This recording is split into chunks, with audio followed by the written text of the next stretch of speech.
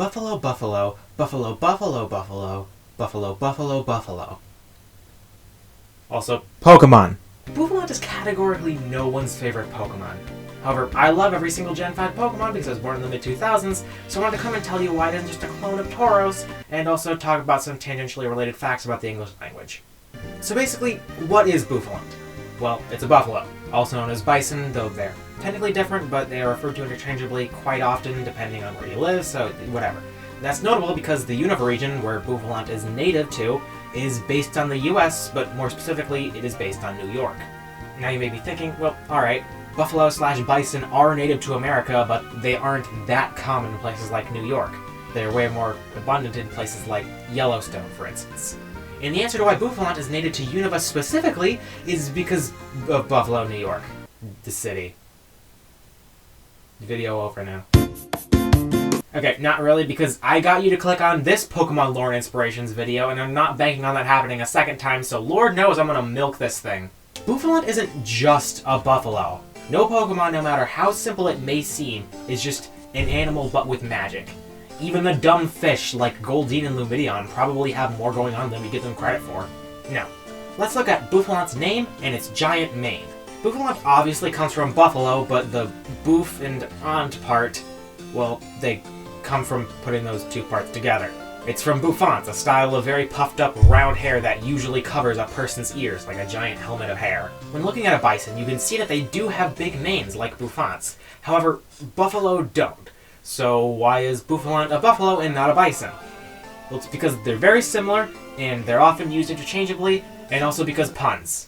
Bufacin doesn't sound as good. It has horns like a buffalo, but a mane like a bison. Stop trying to make sense of things. Buffalant is a bison from Buffalo, New York with a bouffant hairstyle, and also he allows me to talk about the tangentially related English language fact that I mentioned earlier. The sentence, buffalo, buffalo, buffalo, buffalo, buffalo, buffalo, buffalo, buffalo, is entirely grammatically correct, and I'm going to tell you how. So basically, buffalo has a lot of meanings. It takes advantage of that, along with quirks in the English language, to form this sentence. Let's take it step by step. The capitalization in the buffaloes is important, because the ones that are capitalized refer to Buffalo, New York.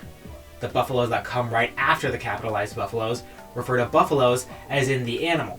When you put them together, you get buffaloes from Buffalo, New York. That takes care of 6 of the 8 buffaloes. But then what do the other ones mean? Well, like any grammatically correct sentence needs, they're verbs. That's right, in American English, buffalo is a verb. It means to intimidate or bully someone. So, now while we do have all the pieces, they don't quite seem to fit right together if you just look at them. However, if you think about some unspoken rules of English, you can actually decipher what it means. Look at the sentence, the umbrella George took was red. I'd like to draw attention to the fact that there is no that conjoining umbrella in George. Yet, you can still understand what it means because of the context. It could be rewritten as the umbrella that George took was red to make some more sense, but it isn't incorrect for it to be written the way that it is currently. That is the secret to how buffalo, buffalo, buffalo, buffalo, buffalo, buffalo, buffalo, buffalo works as a sentence. We can add in that's to make the sentence make more sense from just a glance. We end up with buffalo, buffalo, that buffalo, buffalo, buffalo, buffalo, buffalo, buffalo. Okay, so there's only one that. It's not as helpful as you may think. However, the final piece of the puzzle is just remembering that the plural of buffalo, the animal, is buffalo. I've just been saying buffaloes because I've been referring to the word itself, not the animal, if that makes sense.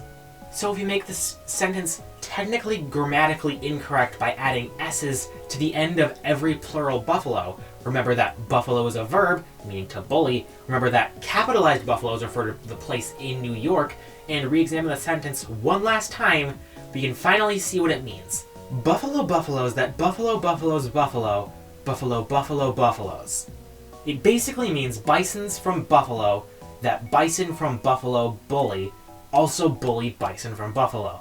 And now if anyone ever tries to tell you that the English language is dumb, all you have to do is turn to them and say, Buffalo, Buffalo, Buffalo, Buffalo, Buffalo, Buffalo, Buffalo, Buffalo.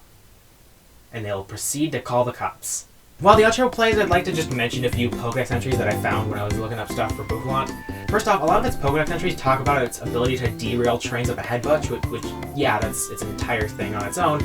But one specifically says that it sends them flying, which I think is hilarious. And also, this one from S.H.I.E.L.D. says that if one of them violates the bro code, then they go bald, which just gives me so many questions.